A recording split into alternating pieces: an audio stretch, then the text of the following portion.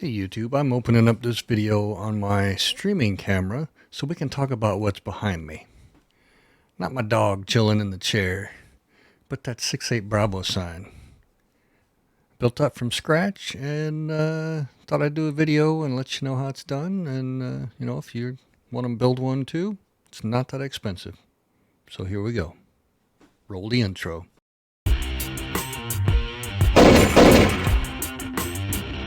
Alright, welcome to 6-8 Bravo, where we talk about pretty much everything, except mostly I talk about tech-related stuff. Every content creator that is going to have a camera should think about what's behind them when they're filming. Let's see what's behind me right now.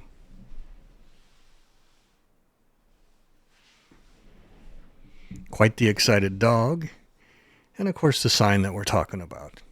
The idea of making that sign just kind of happened. It wasn't really a majorly planned thing for my studio. I had some leftover lumber from the new desk project that I've been working on here in the office.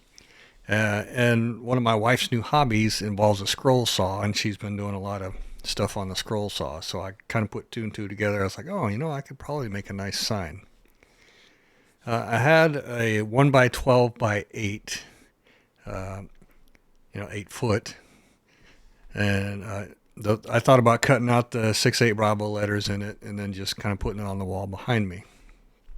That was my original plan. And that just kind of morphed the further I went along into building this thing. When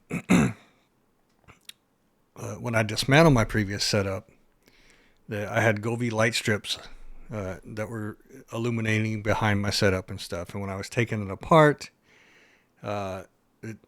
the adhesive on those are real good, and it tore on part of it, and I think I lost about 10 foot of LED lights. Now I know you can repair those and put it back together, but didn't really want to mess with it. I just bought a new light strip. I mean, the one I got, it's only like $20, I think. I don't know, 20, $30. And then I kept the old stuff, and I'm like, maybe I can figure out something to do with it. And then when I started the idea of the sign, I'm like, hey, I can just put that stuff on the back of the sign after I cut out the letters, and then I'll have RGB, and I'll have Bluetooth controlled RGB, can change the color, do stuff like that. So that's how the RGB lights got in there. And originally I was just going to put up, hanging on the wall, have the RGB lights on the backside, and control it like that. But then I thought, well, the light would bleed out all over the wall behind the sign, and it might not look as good. So then I decided to enclose it. Got a couple 1x3s, 8 foot long, and then some decently, not too thick, but some thin backing plywood to put on the back of it. And that's how it kind of became enclosed. And then the idea of the pipes that are holding it on the wall, that kind of came kind of a crossover from my previous build, where I had the shelf piping that I used to put my computer on the wall. So I thought it would look kind of cool for a sign too, to have those pipes coming out of the wall and then hanging up the sign. So let's talk about how I made the sign. My wife said when cutting with the jigsaw, the thing you want to do is put painter's tape down first, and then you're going to glue on the letters, and then you're going to cut out the letters. So that helps when you're gluing it, so you don't glue it on the wood, you just glue it on the painter's tape. So it was a good tip. Once I had it all glued on, then I started cutting with a rotary tool. I bought this rotary saw.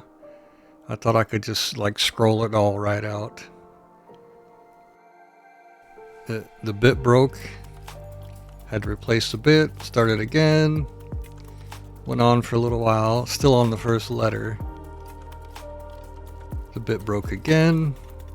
Right here. I went to put it back in, and I'm like, wait, where's the bit? So I put a third bit on there. And again, we're still on the first letter. And that's 2 bits broken already. So then it broke for a third time, and I said enough's enough. I'm not going to do it the whole way with that tool. So then I got a drill and a jigsaw, and then I just drilled out a bunch of pilot holes on all the letters, essentially basically on all the corners of the letters.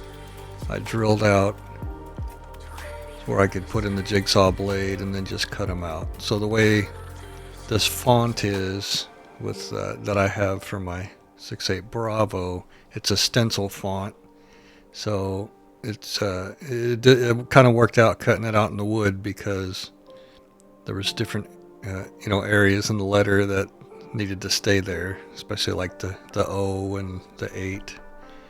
Cleaned it all up after we got the pilot holes done, and then we got into cutting with the jigsaw, which I must tell you was much easier.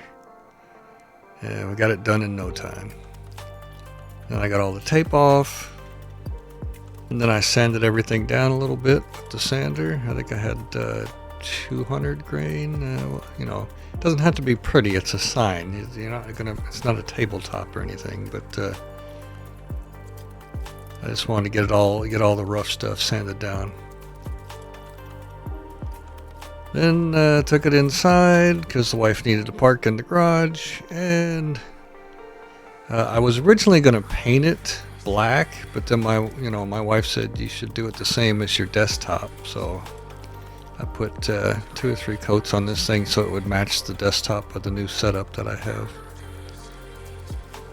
And I built a box to contain it in with gloss white inside and then black on the outside. So it turned out pretty nice to enclose the LEDs, which those, I ran through a pilot hole there with the controller.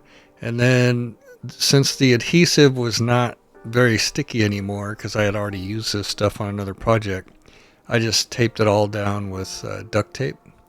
And it's all going to be hidden inside, so it looks ugly on the backside, but once you put it together, it looked pretty good.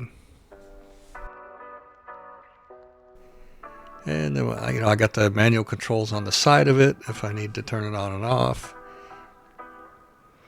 And then it turned out pretty good. I did like the idea, after my wife suggested it, of going with that wood stain instead of painting it black. I think it looks a lot better with that wood stain.